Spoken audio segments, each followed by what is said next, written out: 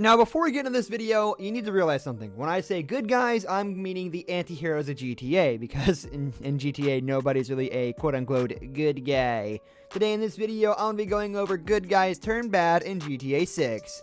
Welcome back to GTA 6 Hub. Let's get into the video. Let's start off with a man who we all know pretty well. At least I hope you did. You didn't kill him, you savage. Michael DeSanta is one of the most prominent characters in GTA history, not only because he is a GTA protagonist, well, one of the 3 in GTA 5, but he is still one of the best characters in general with a great story. A man who sold out his friends in order to save his family. He will clearly do anything to save them, although it could be argued that he's really learned the value of friendship and how friends can even be family in GTA 5, I still think this man would do anything to protect his family. And that leads me into my point for Michael being one of the people who will turn into a bad boy. Well, what does a man with nothing to lose do? He does whatever he can. And Michael is not exactly the most sane person anyways, so there's 2 scenarios that could happen here. 1, Michael's family is held captive and he has to work for somebody else to save them, which would not surprise me. Or 2, Michael's family is killed and he loses his mind, becoming Trevor 2.0. Hell, they could even team up and then make one of the most chaotic teams to ever exist in history of video games or in real life ever. I mean, could you imagine that much damage? No, thank you. Next up, we have Lester, and it turns out a lot of these people will do anything for money, so don't be too surprised by anybody on this list. Lester is a world-renowned hacker who stays in the dark and is pretty good, but, you know, his spine's a little bit messed up. That's about the worst about Lester, though.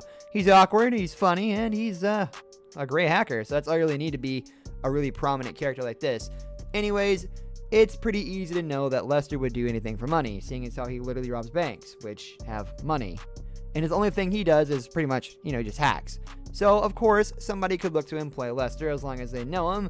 And if Michael DeSanta is an evil guy like I was guessing in the first point, then he knows Lester has connections, can give out his information, and suddenly, boom, bam, Lester is now a contracted hacker, which could turn against you as a GTA 6 protagonist, because I don't foresee them using any of these people on this list as a protagonist. They just don't do that. Rockstar does not repeat protagonists. But one thing you can always keep in mind is Lester may be a villain in this next game, or he may be a good guy who your contracts or contacts hire him to help you. So it could go either way, side of the coin flip for sure, and again, keep an open mind with all these. Next up is Tony Prince, and a lot of people don't ever really mention Tony because he's irrelevant in most cases, but Tony is a big-time nightclub owner. He's owned properties in Liberty City, and he helps you buy one in Los Santos. Well, what would a man do to protect his business? That's right, anything, especially when his whole life revolves around it.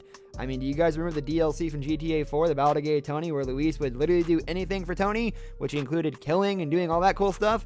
Maybe Tony isn't the one doing the killing, but he could definitely be the one pulling the strings and doing whatever it takes to get the job done and protect his business, and maybe even promote other businesses that he might do, drugs. And that's a scary thought, because Tony is a man who has a lot of influence, he knows a lot of people, and if Luis comes back, well, let's just say the GTA 6 protagonist is in for a fight if they decide to go to the dark side. That was my best Darth Vader impersonation. Sorry, I'm not on a ventilator. Next up, we have Sweet, and a lot of you might not know who Sweet is, because it's really not a mentioned name, but he's Carl Johnson's brother from GTA San Andreas. As a leader of the Grove Street Boys, it's very obvious that he would do anything to protect his entire gang, and even his brother.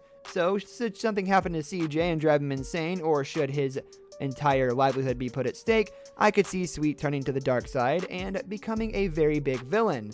Now, this would be really bad because since the events of GTA San Andreas, I'm sure the gang has grown immensely.